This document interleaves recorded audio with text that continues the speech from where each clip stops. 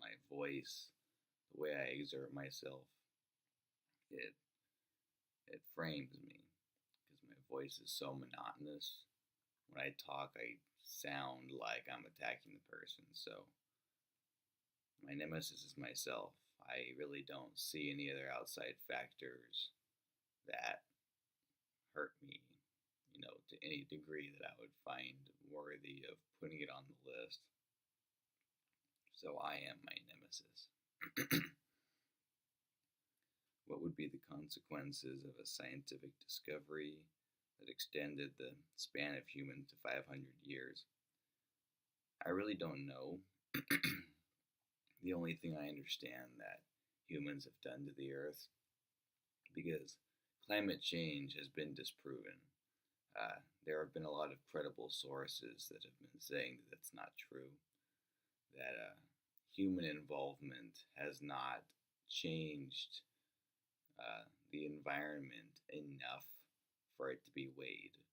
Like, yes, our carbon emissions have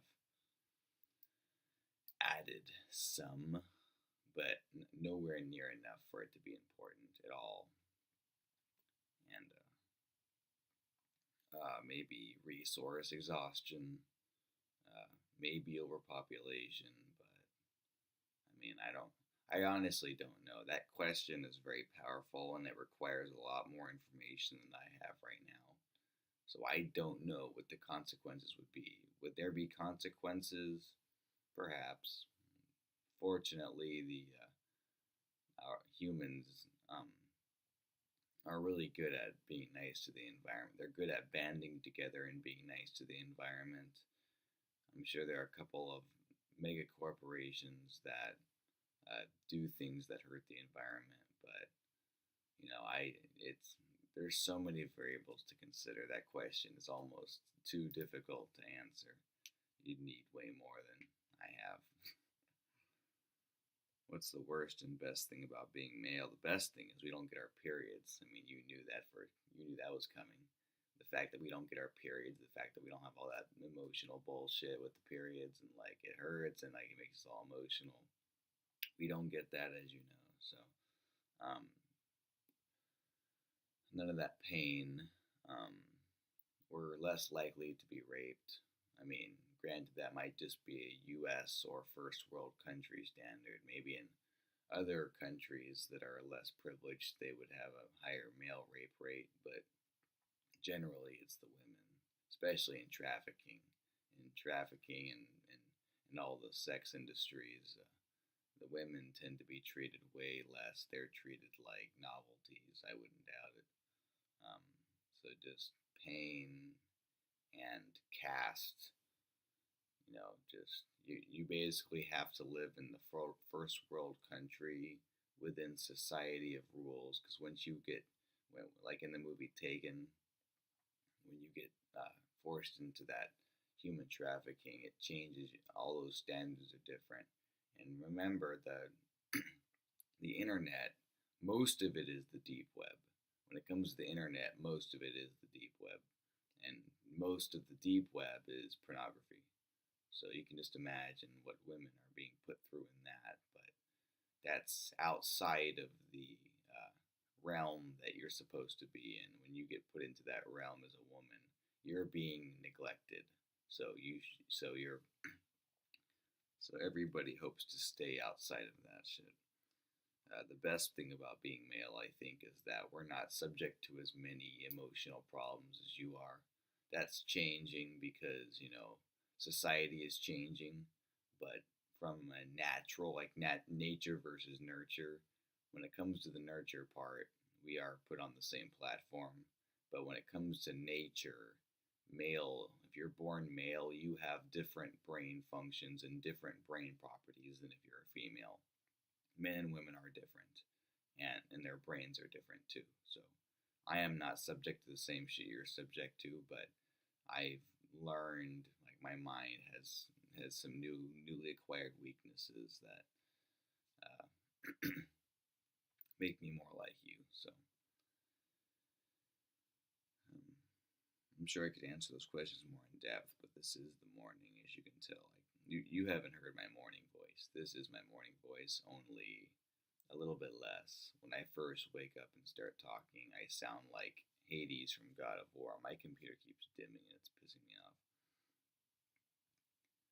What stories from your child life will you tell? No, wrong. What three events made the biggest impact on who you are today? Honestly, it would have to be friends that I've had, and those friends happen to be girls. Uh, for Number one is Maddie, my first girlfriend. She, after cheating on me and dumping me, it taught me how to deal with pain. I needed to learn that first. As a child, the first thing you learn is the world isn't nice. And then the second thing you learn is to deal with it. And the third thing you learn is to get around it. So Maddie taught me pain, and ironically, we're best friends today because I got over it and I accepted her afterwards. I conquered my enemy, which was the pain, the first biggest lesson I felt, and proof that I conquered it was I am now best friends with that same person. Secondly was Caitlin. She taught me how, by her exiling me from her life, she taught me how to not be so much of a dick when I profess, when I share things, when I teach, because she saw the condescension that I didn't see, and eventually I realized, yes, something's wrong with how I talk to people when I profess things. So she was the second lesson.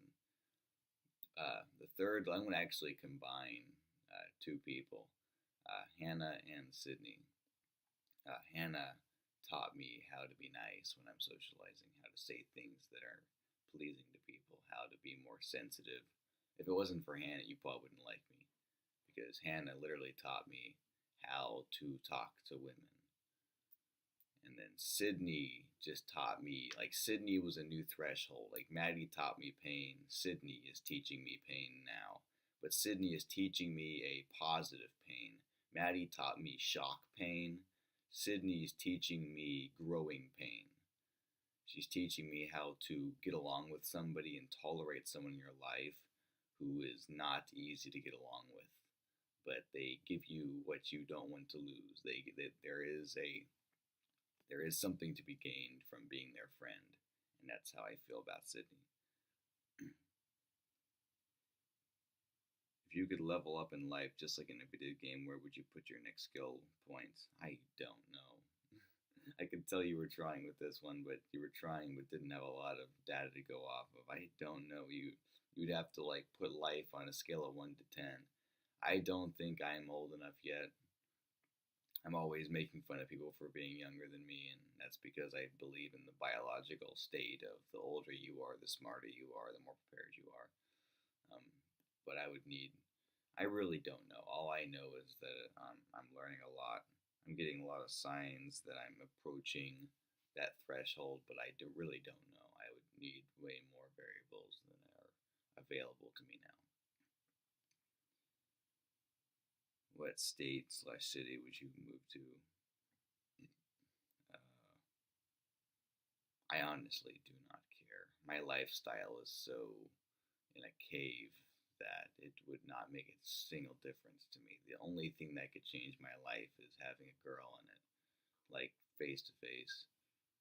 That would literally be it. Just give me a damn girl, and then I really don't care what the rest is. I've lived in a cave all my life. I've been sheltered.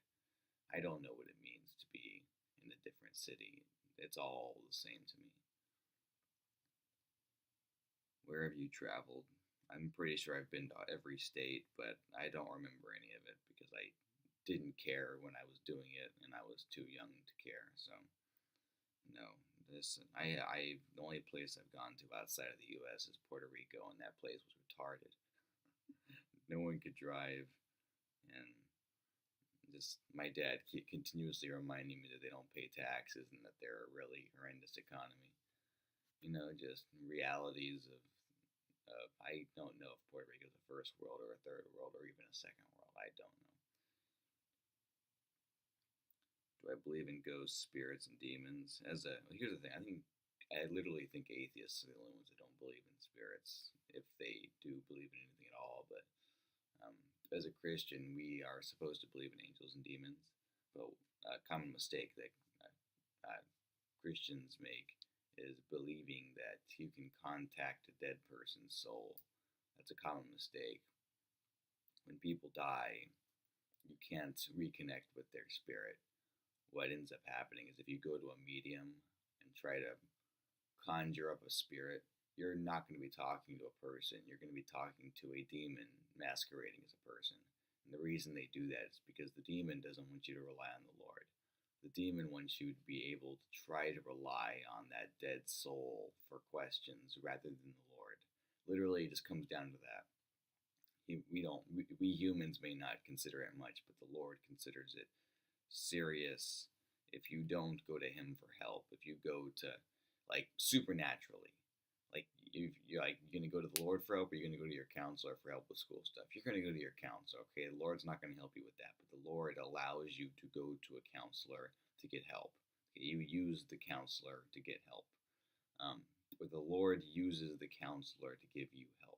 But when it comes to a supernatural question, going through a spirit to get questions answered, the Lord does not want you going to any other spirit except His. And so the demons, they masquerade as a dead person. Very easy for them to do. I mean, my gosh, we don't even understand spirits at this day and age, and yet probably not difficult for a demon to make it look like that they're the dead person. All they have to do is talk and say, "Yeah, my name's George. Yeah, hey, I remember you." Of course, he remembers what George remembered because he's an extra-dimensional being. That's what demons are. Their spirits are extra-dimensional. They don't reside in our 3 dimensions. So all spirits have seen past, present, and future, because that's what it means to be beyond the 3 dimensions. You see all time as one. You know, a second is a year, and a year is a second to them. That's what it means to be a spirit. So it's gonna be a long ass video. I wonder how long it'll take to upload. But just keep that in mind. There isn't, like, a lot of people say, "Oh, I've got friends that claimed they felt the presence of a spirit, and that spirit was just like their mom, because it had they started smelling their mom's fragrance. They started thinking things that exactly like their dead mother." It's a demon. The demon knows how to act like your mother. It knows how to make you smell shit. It's a spirit. Spirits are powerful. Spirits are nothing but power. That's what they are. Their essence. They are power and extra-dimensional property.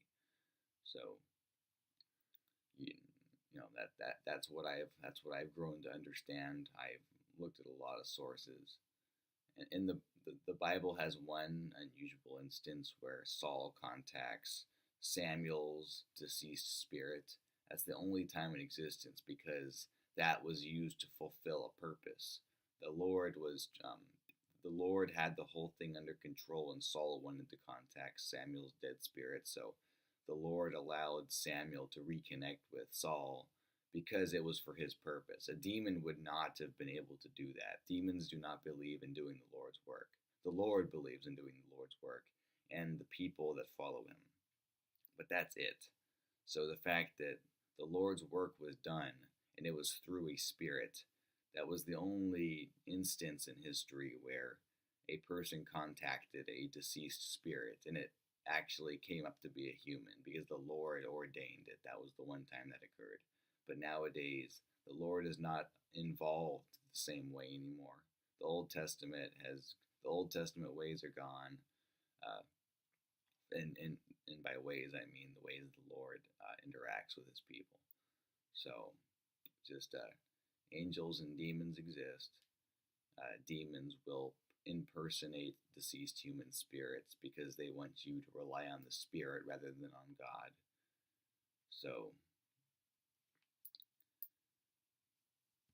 I don't know if I have anything else to add, because that concludes the questions you sent me. I hope the camera quality on this computer, I hope it wasn't that bad.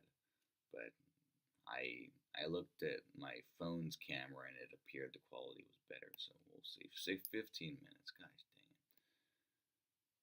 Love you, girl. Love you, Alaska.